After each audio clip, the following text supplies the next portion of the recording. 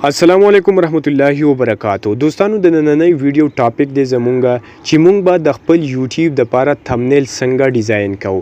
دوستانو په نننۍ ویډیو کې به زه پریکټیکلی تاسو ته ښایم چې تاسو به د یوټیوب تھمبنیل څنګه ډیزاین کوئ. خو د دې نه مخکې یو څو اهمې خبرې په ذهن کې یاد ساتئ. دوستانو کله چې هم تاسو په یوټیوب چینل یا په ویډیو باندې ویوز راځي نو دغه ویوز د 60% نه واخله تر 80% پورې ستا د یوټیوب د تھمبنیل د وجې نه راځي. اوس دوستانو که ستا په یوټیوب چینل باندې ویوز راځي نو دا د تھمبنیل د وجې راځي، او که ستا په ویډیوز باندې ویوز نه راځي نو دا هم د تھمبنیل د وجې نه راځي.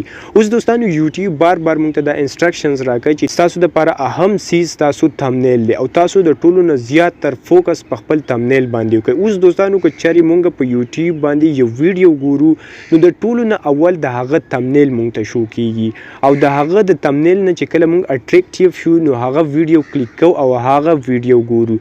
نو دوستانو د یوټیوب د پاره بنیادی چیز د یوټیوب تھمبنیل دی.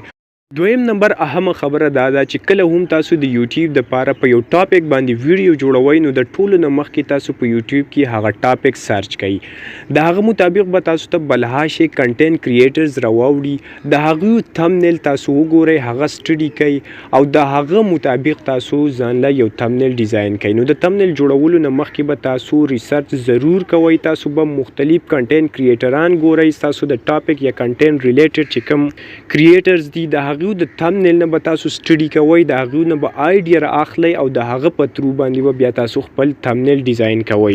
دریم نمبر اهمه خبره دا ده چې د یوې غنټې نه واخله تر 2 غنټو پورې به تاسو خپل تھمبنیل له ټایم ورکوئ.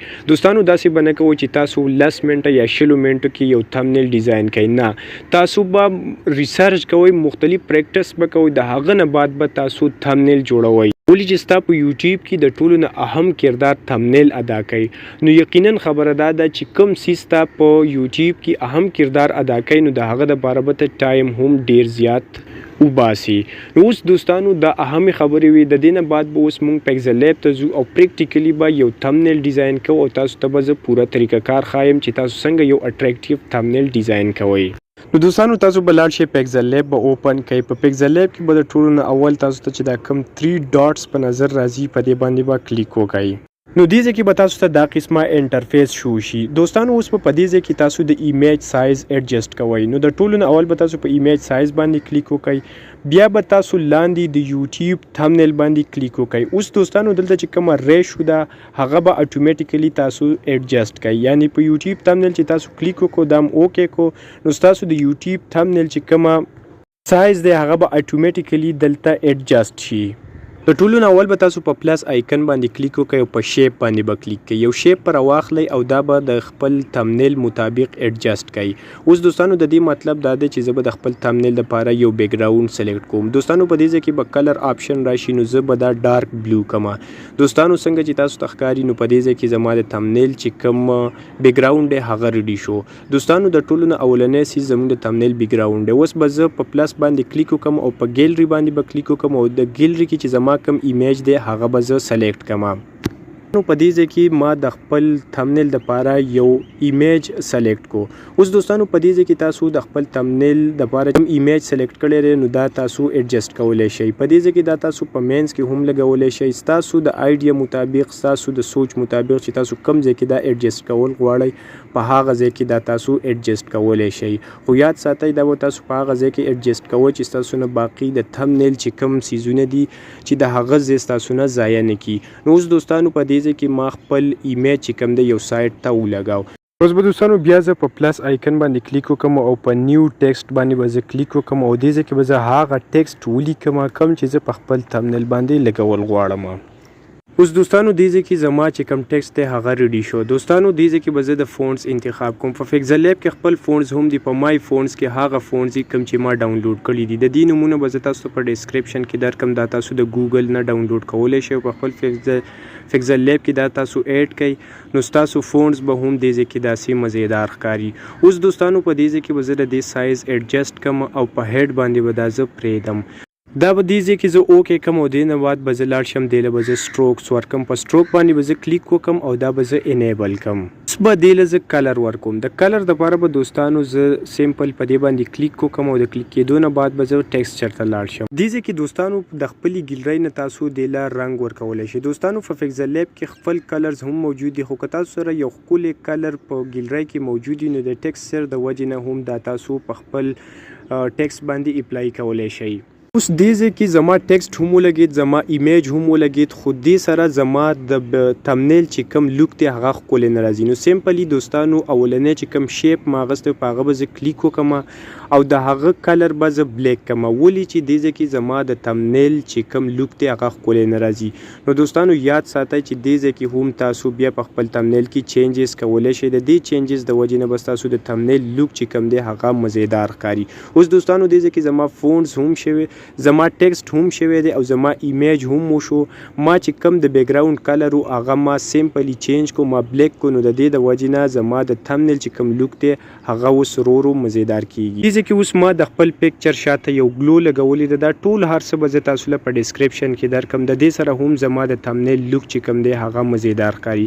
نو د خپل چایس مطابق دا تاسو ایډجسټ کولی شئ. نو اوس به بیا دوستانو زه په پلس آیکن باندې کلیک وکم او په شیپ باندې به کلیک کم. دوستانو دې ځای کې زه یو شیپ جوړوم، لکه مطلب زه په خپل تمنیل باندې یو ایمیج لګول غواړم. هر کله چې تاسو تمنیل جوړول غواړئ نو هغه به په دې پروسس باندې کوئ. دوستانو دا به زه د خپل ایمیج کوم ایمیج چې زه په دې تمنیل لګول غواړم د هغه مطابق ایډجسټ کم او په دې ځای کې د دې چې کوم ریډیس دی دا به هم زه یعنی زما د ایمیج مطابق به د دې زه ریډیس واخلم. دوستانو دې ځای کې تاسو کولای شئ چې تقریبا 10% د دې چې کوم ریډیس دی نو دا ما واغست. اوس دوستانو سیمپل په دغه ایمیج باندې به زه کلیک وکم او په ټیکسچر باندې به زه کلیک وکم. نو په ګیلرۍ کې چې زما سره کوم ایمیج دی، کوم ایمیج چې زه په خپل تمنیل لګول غواړم هغه به زه راواخلم او په دغه ځای باندې به ولګوم. په دغه شیپ کې به اتوماتیکلی زما چې کوم ایمیج دی هغه به ایډجسټ شي، د هغه ریډیس به هم په دې انداز سره راشي. نو دې ځای کې اوس تاسو کتلی شئ چې ما چې کوم تمنیل جوړ کړی او کوم تمنیل چې ما په دې خپل تمنیل کې ایډجسټ کاوه نو هغه دې ځای کې تاسو ته په نظر راځي. اوس دوستانو ته خپل چایس مطابق دا تاسو اخوا دېخوا کولی شئ.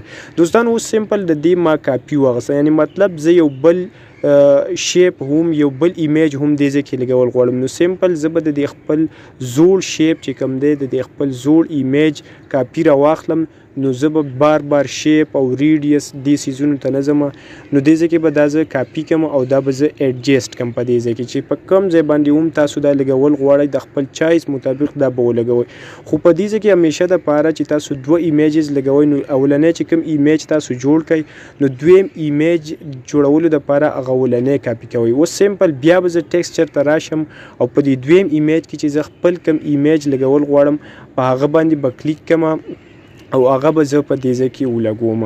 نو سیمپل دوستانو تاسو دې ځای کې کتی شئ چې زما چې کوم دویم ایمیج دی کوم چې زه لګول غواړم هغه هم تیار شو او سیم چې کومه شیپ ما اغوستی کوم ریډیس او دواړه ایمیجز چې کوم دي زما هغه دواړه بالکل ایگزیکټ رااله.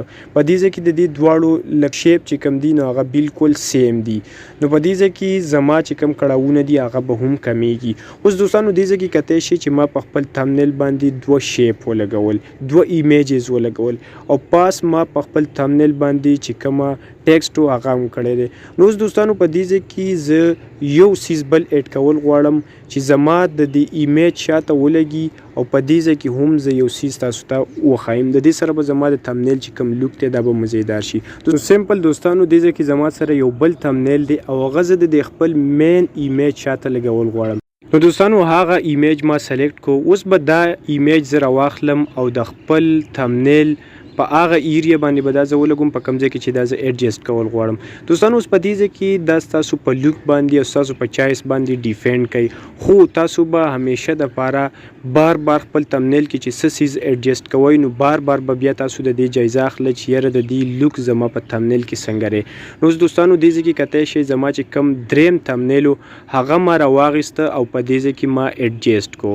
دوستانو دې سره تاسو کتی شئ چې زما د تمنیل چې کوم خالي ایریا وه هغه هم ختم شو او دې سره سره زما په دې تمنیل کې په دې دریم تمنیل کې چې کوم د پیکزل لیب آیډیاز دي یعنی مطلب دا چې زه به د تمنیل ډیزاین تاسو ته خیم پښتو کې دا خو ما په خپل ټیکسټ باندې لیکلی خو دې سره سره چې په کم ټولز استعمالوم نو هغه تاسو د ایمیج په شکل کې تاسو ته ماوخو چې دې دا سیزونه به زه یوز کوم اوس سیمپل دوستانو دې ځکه زما تمنیل تیار شو تاسو ولید چې ما خپل تمنیل تیار کو د دې نه بعد به زه دا تمنیل سیو کوم په خپل ډیوایس کې دوستانو د دې لپاره اوس د یو اهم سیز ضرورت دی مونږ به لایټ روم ته ځو دوستانو اوس دا یو ډیر اهم سیز دی چې کله هم تاسو تمنیل سیو کړئ نو د دې تمنیل به بیا تاسو په لایټ روم کې د دې لایټینګ کوي یعنی مطلب دا چې دا بالکل په ګلو شیپ کې مونږ ته په نظر راشي څنګه چې غټ یوټیوبر دا استعمالوي نو دوستانو د دې لپاره به مونږ سیمپلی په خپل موبایل کې لایټ روم انسټایل کو